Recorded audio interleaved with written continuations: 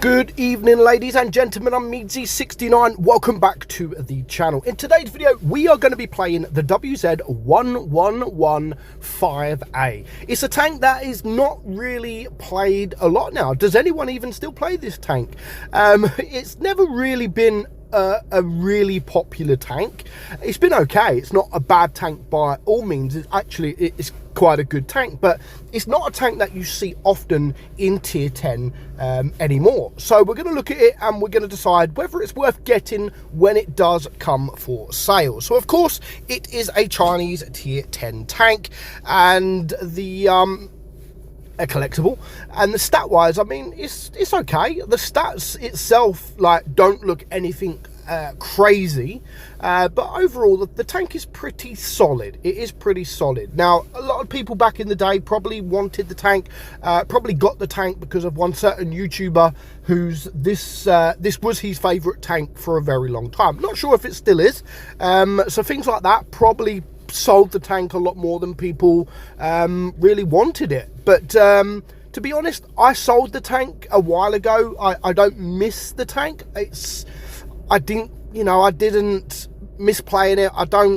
It's not a tank that I'd always go for when it comes to tier 10. It's not my type, but having said that, that's not the tank's fault. That's my fault. I don't really like the tank too much, but we're going to talk about the tank itself, not that I don't like it, or because it's okay. It's not too bad. The tank itself is okay, but it's just me. It's not the tank, it's basically me.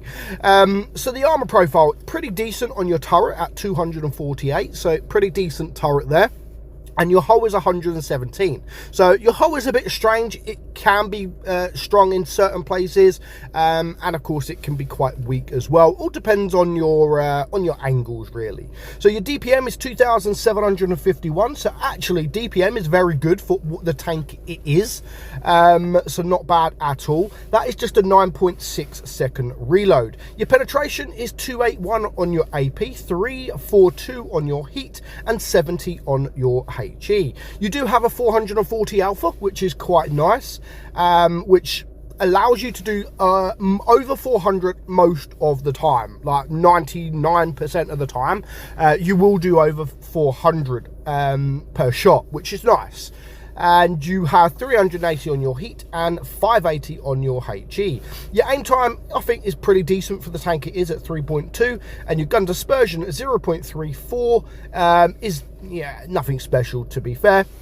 And you have 7 degrees of gun depression with a top speed of 45 kilometers per hour, which again is not too bad. So it's basically like a Russian heavy. It's like the IS, basically like an IS. It's a Chinese version of an IS-7. That is basically what the tank is. So if you do like the IS-7, then you should like this tank. Now, personally, I prefer the IS-7 over this. I don't know why. I just do.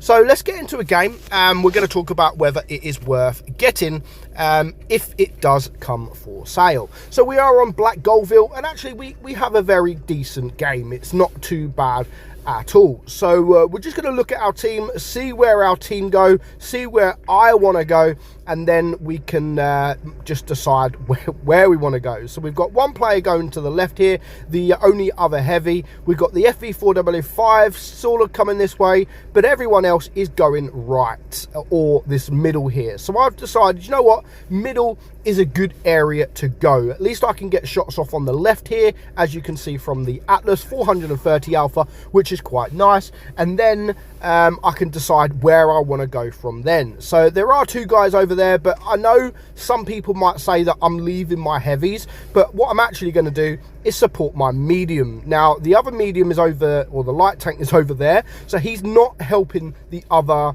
medium. So I thought, you know what, I'm going to go and help. There's a lot of tanks, a lot of targets over this way, including 2 tank destroyers. So here is actually a very, very good position. I'm in a hold down position, and it's going to be very difficult for them guys to be able to penetrate me from here. 479 alpha, which is again very, very nice alpha, and almost the 500. So yeah, pretty nice alpha there. And that brings my damage now up to 1300. Now there is the object. I don't want to stay in the way from that object. Now luckily for me, this badger is a bit of a noob. No idea why he decided to get up the way he did. Now luckily for him, he didn't lose that many hit points. It could have been a lot worse. Could have been a lot worse, especially with all those tanks over there. So I'm just trying to get some shots off, because I haven't got the gun depression to sort of go on this hill. So I kind of want to keep it that way. Now that was a bad shot. That was a very bad shot. I didn't penetrate, but you know, it is what it is. And now we are actually 2 tanks down.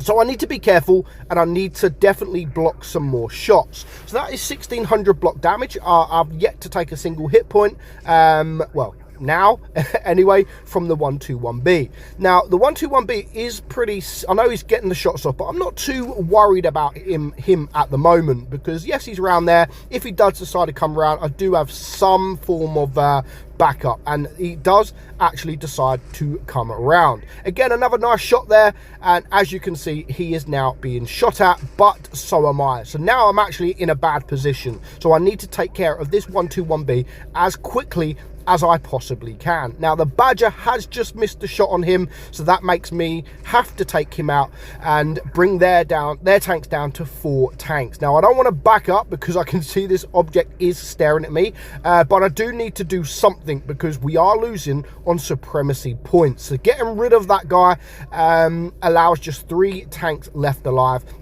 The FE4005 taking the attention of the object, so I can get another shot. And again, look at the alpha, 480 alpha. We've done nothing but almost high rolls this game. Like, that is very, very good.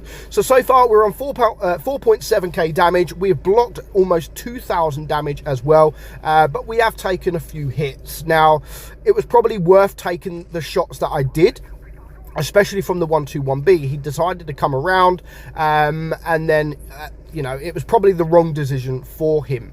Now just 1 tank left alive, the Rhinoceronte. I'm on 5.2k damage, 2 kills. Of course I want to get the final kill, want to get a bit more damage, so I'm just rushing forward, and that is where the speed of this thing really comes useful, because it is a pretty fast tank for what it is. So we do manage to take care of that guy, to bring our damage up to 5,600. Not quite enough for a mastery badge, but you know what? I did my job. 2000 block damage, 5.6k damage, first class. And yes, it's not an ace. I mean, the XP I thought would be enough for the ace, because it's not really that played. Almost 1500 XP, which normally is enough for a lot of aces in tier 10, but only around 1700 people have been playing this tank over the last 90 days. So not a lot. That is not a lot at all.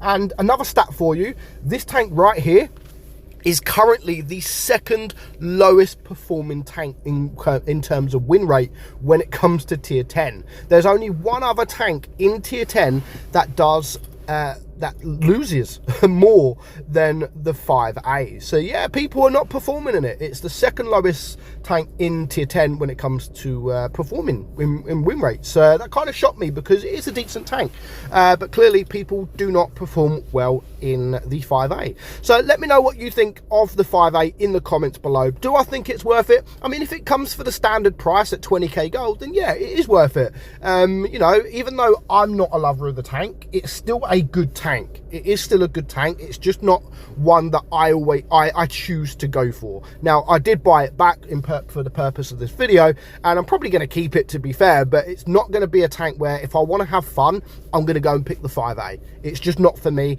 There are other heavy tanks in the game that I would probably prefer over this tank. But let me know what you think of the 5A in the comments below. But for now, hope you enjoyed today's video. I'm meadsy69, and I will catch you all soon. Bye bye.